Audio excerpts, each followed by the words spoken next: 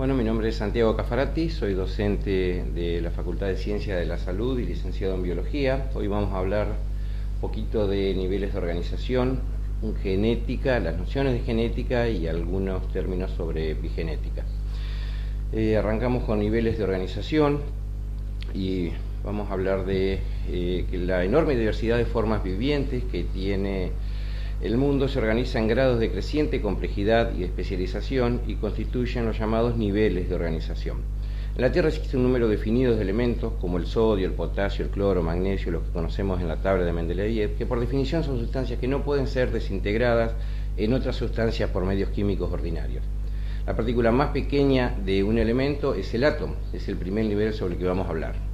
Cada átomo está formado por un núcleo que contiene protones y neutrones. Los protones son de carga positiva y rodeando al núcleo se encuentran en órbitas los electrones.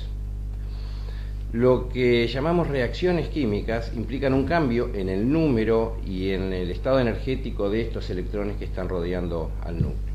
Algunos átomos pierden electrones y otros los ganan, y en la mayoría de las reacciones químicas más importantes que ocurren en los sistemas vivos, los átomos comparten sus electrones que siempre se encuentran en órbitas ubicadas alrededor del núcleo. Cuando los átomos entran en interacción mutua, vamos a ver que los electrones procedentes de un átomo pueden unirse con otro y se van a formar las moléculas. En este caso vemos una molécula de metano, que es un átomo de carbono unido a 4 átomos de hidrógeno. Esta molécula ya va a tener características totalmente diferentes de lo que son las moléculas de carbono, los átomos de carbono y los átomos de hidrógeno por separado. Se ha llevado a cabo entonces esta clasificación determinando los llamados niveles de organización. Cada uno de los niveles de organización es la base de los niveles superiores y incluye a todos los niveles inferiores. Podemos ver en el diagrama que está en el Power los distintos niveles que van creciendo desde átomo, molécula, célula, tejido, órgano. Cada uno de los superiores va incluyendo a los inferiores, como decíamos anteriormente, hasta llegar a la biosfera, que es el que incluye a todos los demás niveles de organización, que incluye la Tierra en sí misma, tanto el agua, el aire como la materia orgánica. Particularmente el nivel que nos interesa a nosotros es el nivel de célula, sobre el que vamos a tratar para poder hablar un poquito de herencia, que es lo que nos interesa, y de epigenética. La célula es lo que definimos como las unidades estructurales y funcionales de todos los seres vivos, ya que todo individuo va a estar formado por una o múltiples células. Las células están rodeadas en su parte exterior por una membrana celular. En la parte interna tenemos el citoplasma, que contiene las organelas, y dentro de este citoplasma vamos a encontrar el núcleo. En el núcleo se encuentra almacenada la información genética, que es lo que nos va a interesar en esta charla. La información genética, o sea el material hereditario, se almacena en forma de un tipo de molécula muy compleja, denominada ADN, conformado por 4 tipos de nucleótidos, que los vemos escritos en el Power: adenina, timina, citosina y guanina, que difieren entre sí por el tipo de base nitrogenada que poseen. El ADN tiene una estructura de doble hélice, como podemos ver en el dibujo, en que cada una de las cadenas es una sucesión de nucleótidos. En cada cadena, el orden que llevan los nucleótidos es complementario de la siguiente cadena. Por ende, por cada adenina, por cada nucleótido de adenina que tenemos, vamos a tener representado en la otra cadena un nucleótido de timina, y por cada guanina vamos a tener un nucleótido de citosina.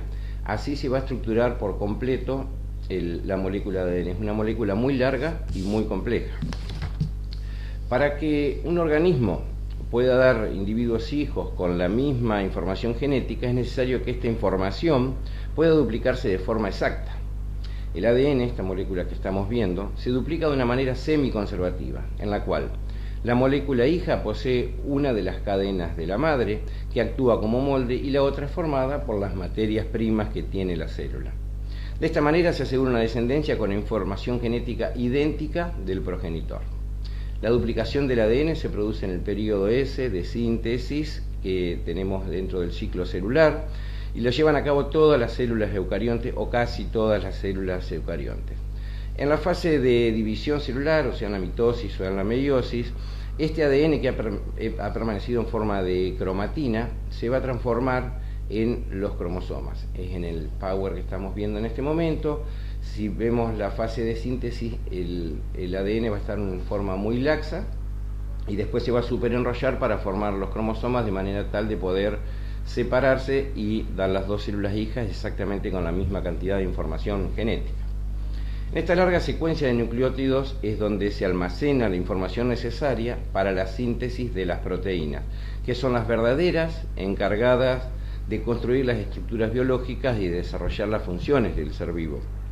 Esto se realiza a través del proceso de transcripción y luego de traducción, en los cuales primero se va a transcribir la información desde el ADN en un ARN mensajero que está dentro del núcleo. Ese ARN mensajero va a salir hacia el citoplasma y con la maquinaria que tiene la célula a través de ribosomas y a través de un sistema bastante complejo que no lo vamos a explicar en este momento, terminan formándose las proteínas, que son ni más ni menos que una unión de aminoácidos, una serie de aminoácidos unidos por uniones polipeptídicas. De acuerdo al orden y al tipo de aminoácido que tenga cada cadena polipeptídica, esto se va a llamar la estructura primaria, va a ser la función que desempeñe esta proteína. Y también de esta estructura primaria se van a desprender las estructuras secundarias, terciarias, etcétera, que ya son con uniones de otras proteínas y que van a determinar la función que van a tener esas proteínas dentro de lo que es la célula. Existen 20 aminoácidos y para cada uno de ellos existe una molécula de ARN de transferencia, que es el que estamos viendo en el Power en este momento. En uno de los extremos de este ARN de transferencia hay una secuencia de 3 nucleótidos, lo vemos marcado como anticodón. Por consiguiente, el código genético de este ARN de transferencia va a coincidir o va a ser complementario del código que trae el ARN de mensajero que sale del núcleo. O sea, podemos decir que cuando se transcribe una molécula de ARN mensajero a partir del ADN, viene escrito en grupos de 3 nucleótidos que se ubican uno a continuación del otro, cuál es el orden en que se unirán los aminoácidos y por consiguiente la proteína que será formada. Es así que a grandes rasgos podemos decir que un gen es una porción definida de una molécula de ADN que se transcribe en un ARN mensajero y luego se traduce en una cadena polipeptídica. Esa sería una de las definiciones de gen. Ahora vamos a hablar, después de esta pequeña introducción, un poquito de lo que es la herencia. Aunque la herencia biológica ha sido un tema de gran preocupación desde los comienzos de la historia humana, el estudio científico de la herencia, conocido actualmente como genética, empezó realmente a mediados del siglo XIX. Un monje austríaco, nacido en 1822, inició una serie de experimentos que llevarían a la comprensión de los mecanismos de la herencia. Gregor Mendel, el nombre de este monje, llevó adelante sus estudios en los jardines del monasterio en el que era abad. Demostró que las características heredables son llevadas en unidades discretas que se reparten por separado, se redistribuyen en cada generación. Esto es muy importante de tenerlo en cuenta. Entonces demostró que las características heredables son llevadas en unidades discretas que se reparten por separado, o sea, se redistribuyen en cada generación. Estas unidades discretas son las que conocemos en la actualidad como genes. Mendel seleccionó para sus experimentos el guisante común, planta que era muy sencilla de conseguir, fácil de cultivar y que crecía rápidamente. Las distintas variedades de plantas tenían características cuyas variables eran claramente diferentes unas de otras y constituían líneas que se reproducían puras. Es decir, plantas que eran altas daban siempre plantas altas, plantas que daban flores blancas daban siempre flores blancas y las mantuvo separadas hasta que empezó a hacer sus experimentos. Además, tenían otra característica estas plantas: las estructuras reproductivas se encuentran encerradas por pétalos y los gametos masculinos de una flor siempre van a fecundar los gametos femeninos de la misma flor. No se producían naturalmente los cruzamientos. El éxito en las formulaciones de los principios fundamentales de la herencia se debió a que sometió a prueba solamente características hereditarias con variables bien definidas y mesurables, y por otro lado estudió la progenie de su primera generación y de las subsiguientes. Pero lo más importante que hizo Mendel es meter las matemáticas dentro del estudio y poder analizar con números qué es lo que pasaba con la descendencia. Así llegó a determinar lo que fue su primera ley o ley de la segregación. Acordémonos que estamos hablando de 1850, muy poca información tenían en ese momento.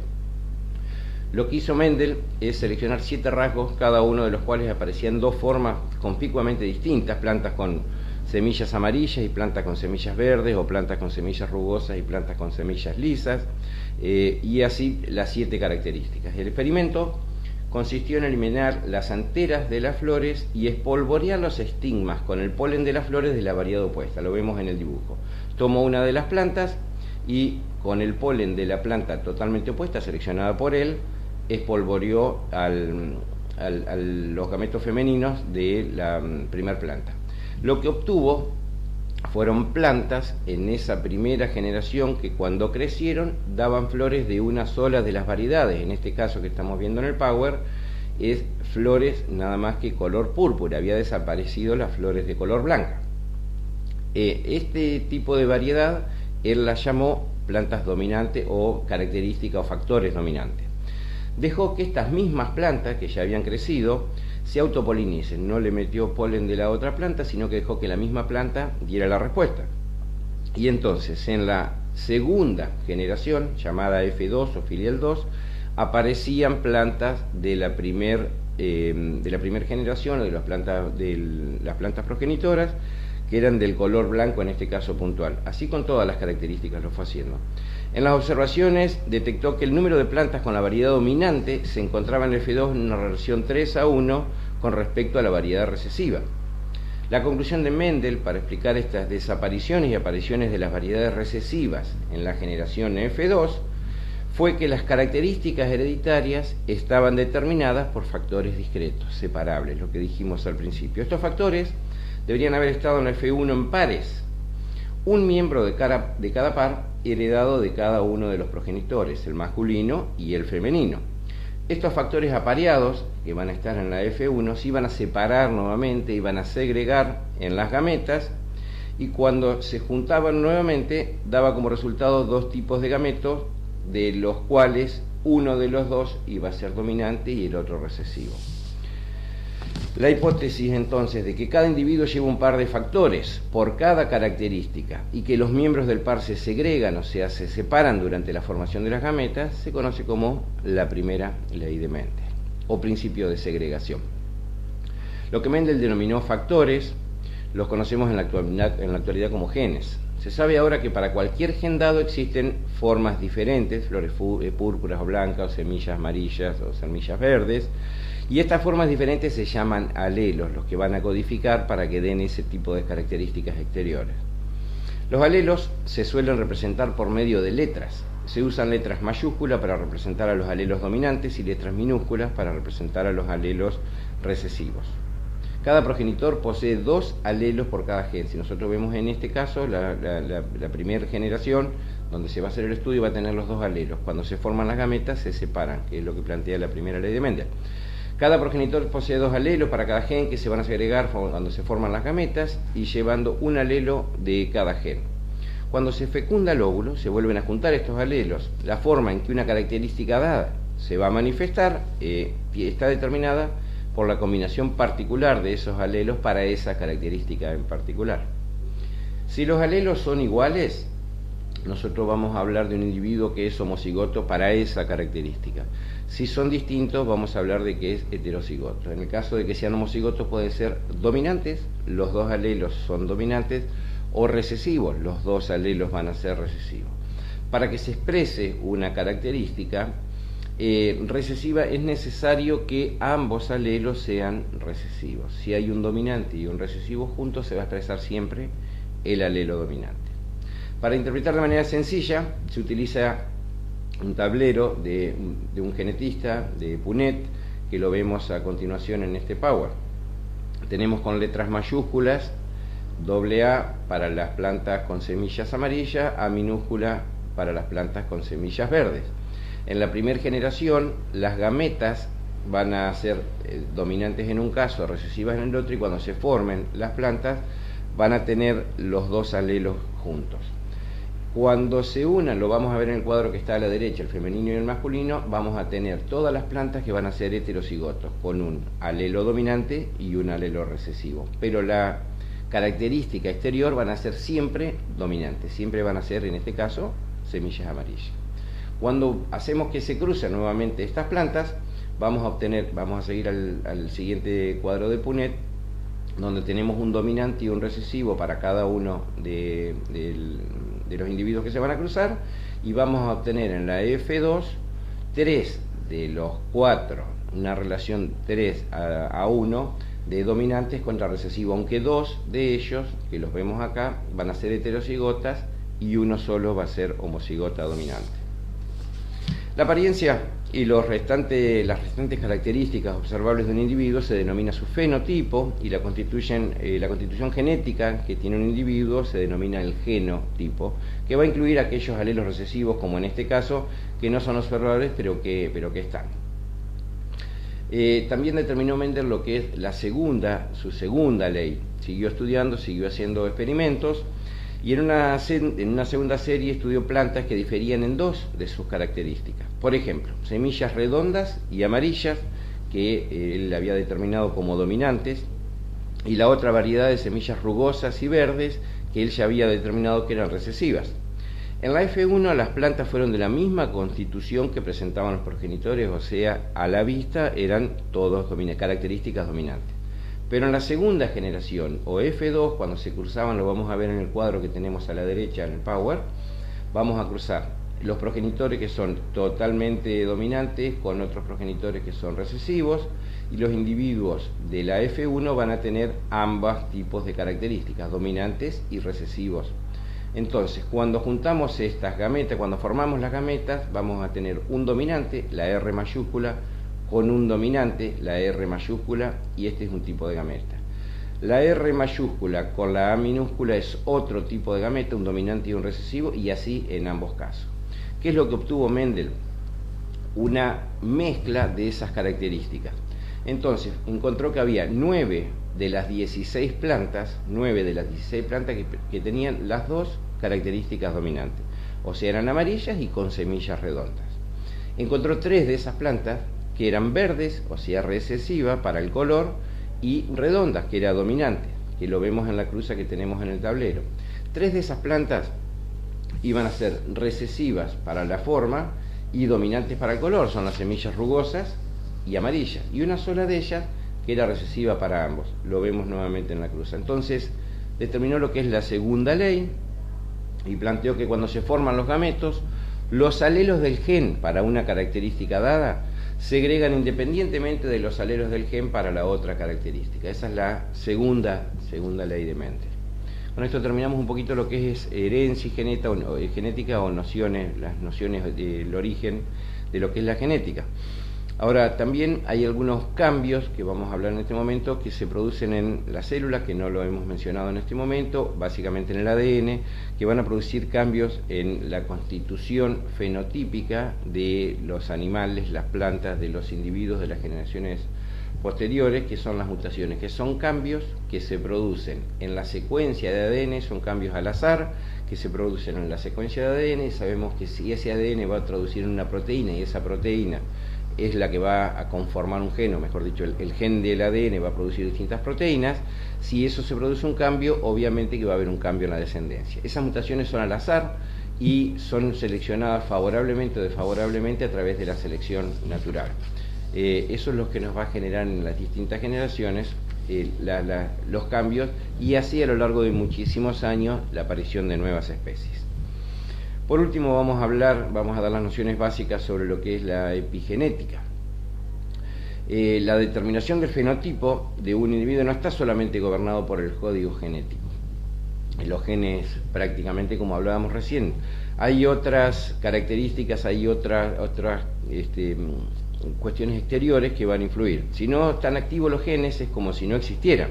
De hecho, son encendidos o apagados por diversos factores, y algunos de ellos son ambientales, y lo interesante es que podrían ser heredables. Se está realizando permanentemente investigaciones en un campo denominado epigenética, que es lo que estamos mencionando en este momento, y es el estudio de las interacciones entre el genotipo y el fenotipo, es decir, entre la información codificada realmente en los genes y aquella que efectivamente se expresa. Cuando hablamos de epigenética, nos referimos a ciertos cambios en el material genético que no afectan la secuencia de genes y que pueden ser originados por señales externas. Por ejemplo, en los animales puede deberse a factores emocionales o a falta de alimentación en periodos prolongados del tiempo.